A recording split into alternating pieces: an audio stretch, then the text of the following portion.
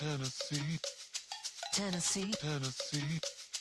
Tennessee. Take me to another place. Take me to another land. Make me forget all the hurt things. Let me understand your plans. Take me to another place. Take me to another land. Make me forget. Monday Night Raw was live from Tennessee, as if you couldn't tell.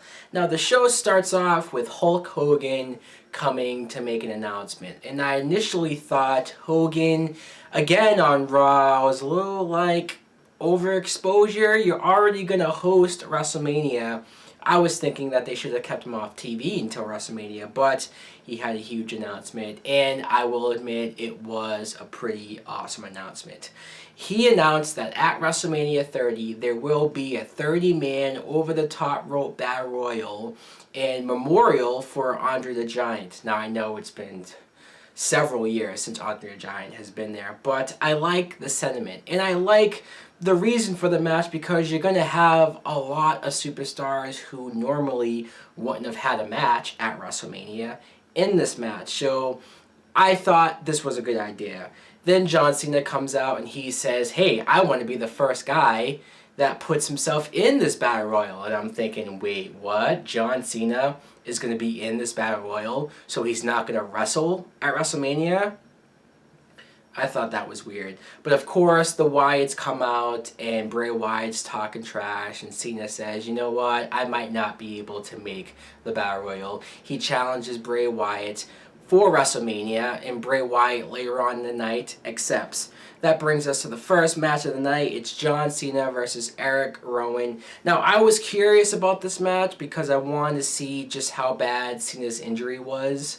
Like, I wanted to see if it was legit or if Rowan was going to work on his leg throughout the match. But he didn't really do that. And Cena quickly pinned him with a roll-up. So, I don't know. I'm still unsure about the injury. It was cool to see Hogan and Cena pose in front of the crowd, but I have seen that before. Maybe another wrestler could have used the Hogan rub a little bit more, but what are you going to do? Next match, the Usos, the new tag team champions, versus Ryback. I still don't like that name, but Ryback and Curtis Axel. Ryback actually announced that he will be in the Battle Royal. So again, someone like Ryback was probably not going to get at WrestleMania any other way. Good idea. The New Age Outlaws were on commentary, and I love the Outlaws on commentary. Road Dogg especially was hilarious.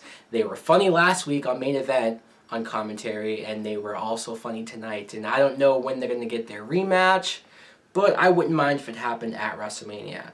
The Usos, great tag team. They're probably one of the best tag teams, at least currently in WWE. Just how Jay goes for the suicide dive over the top rope, tags his brother in, and then the big splash, of course, the Usos get the win. Next match, Big E versus Jack Swagger. And at the beginning of the match, Jack Swagger says to Cesaro, look, I got this. And Cesaro says, okay. And then throughout the match, you see Big E sort of dominating. And then Zeb Coulter tells Cesaro to hit Big E while the referee's not looking. And Cesaro says, no, why should I? He has this. Big E beats Swagger, and then Swagger gets mad at Cesaro. And I'm like, you told him you had this. And now he was supposed to help you? Like, which is it, dude?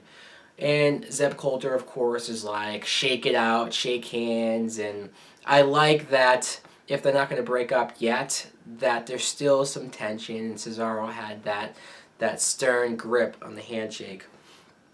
The Undertaker comes out, and it's always a treat to see Undertaker, especially because he only comes once a year. The entrance is so awesome.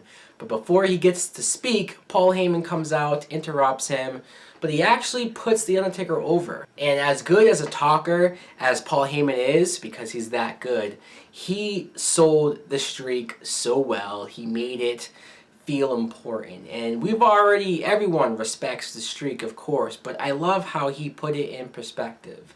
Because, yeah, it is easy to take it for granted.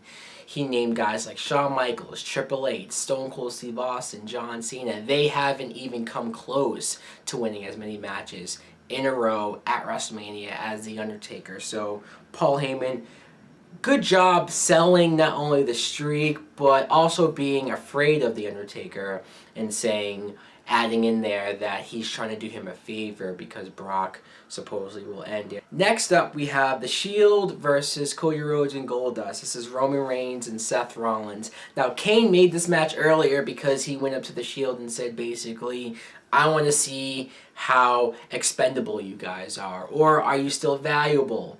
So he put them in a match against the two guys that beat Shield for the tag team titles. Now, this was a great match, and I like seeing the Rhodes back on Raw because I feel like I haven't seen them in a good while. And again, great match, back and forth. I really didn't know who was going to win. Ambrose was out there at ringside, and who knows, that guy is such a loose cannon. But Rollins got the pin this time, and I like that the last few months you've been seeing Reigns and Ambrose and which one's the leader, and Rollins has just been the peacekeeper. But lately, the last at least month, Rollins has stepped up, and I like that he was able to keep the group together, at least for now. Good match. Rollins again got the win. The Bellas versus AJ and Tamina in a tag team match. I don't really know what AJ is going to do for WrestleMania. I hope they have a challenger for her. I know on Main Event, she's defending the title against Natalya. I'm looking forward to that. Also on Main Event, Dean Ambrose is defending the U.S. title finally against Mark Henry. 2 title matches on one Main Event. I will be watching that. Now, Nikki got the win.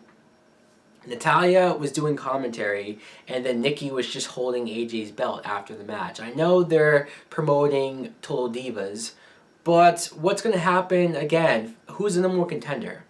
They're not really doing the Tamina and AJ split anymore. I guess they decided against that. I wouldn't mind a Fatal 4-Way at WrestleMania with the Bellas, Natalya, and AJ. Why not? Then we see at ringside LL Cool J and Chris O'Donnell. They're being interviewed by Renee Young. I know they were there to promote their show NCIS, but it was cool to see. It's always cool to see celebrities who are enjoying themselves on the show.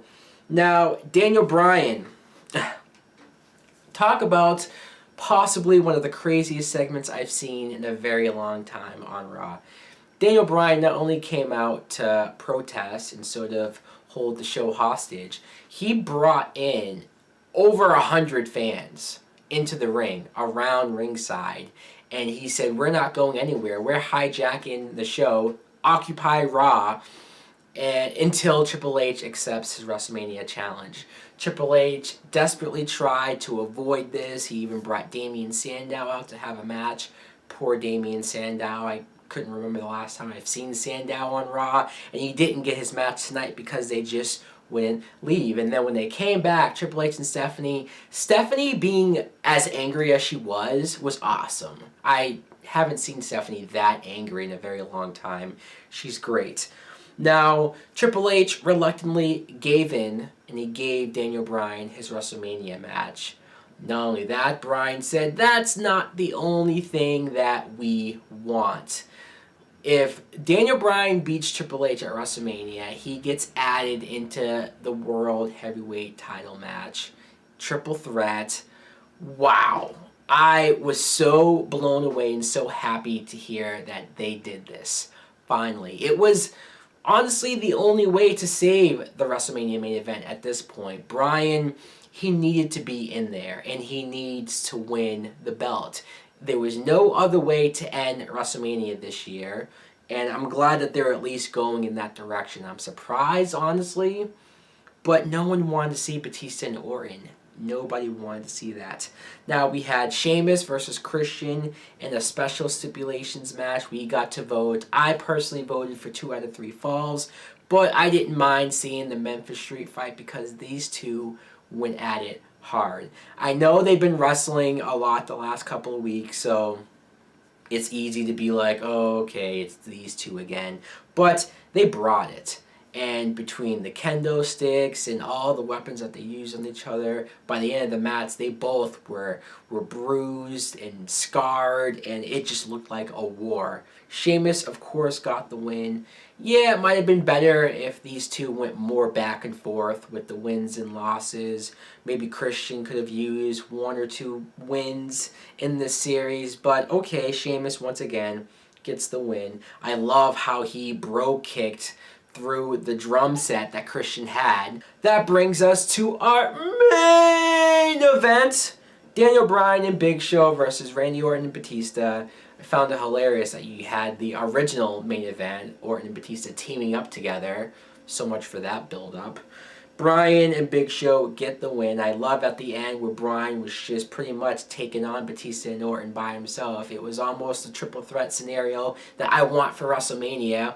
Bryan pins Orton, and man, finally we get a Raw that ends with Bryan on top. Not knocked down, laid out by the Authority and Triple H over him. No, let's keep this momentum going for Bryan. This was a great Raw, I think. I really enjoyed it, especially for the Daniel Bryan Occupy Raw segment alone.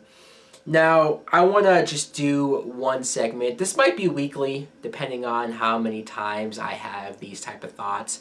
But I figured Rant of the Week would be something interesting to do. And what's bringing this on this week is I was watching the Raw pre-show on the network. And while they're talking, you see Dolph Ziggler having a match. I think they were taping it for Superstars. And I saw that and I thought, great, so that means no Dolph for Raw. What the hell? He just had a great week last week on Raw and SmackDown, and then nothing now? Not only that, but while the crowd was chanting for Ziggler, like loud, you could hear it in the background, they start to play music while the pre-show guys are talking to try to drown out the Ziggler chant. I don't understand why we're going to pretend like people don't like Dolph. I get it. He's not Triple H's buddy. He's not the biggest guy in the locker room. But if the people like him, let it be known. Let's not hide this. This is pretty sad. I feel bad for Dolph. I wish he had a better spot on the show. Anyways, guys, thanks for watching. Like and subscribe. Later!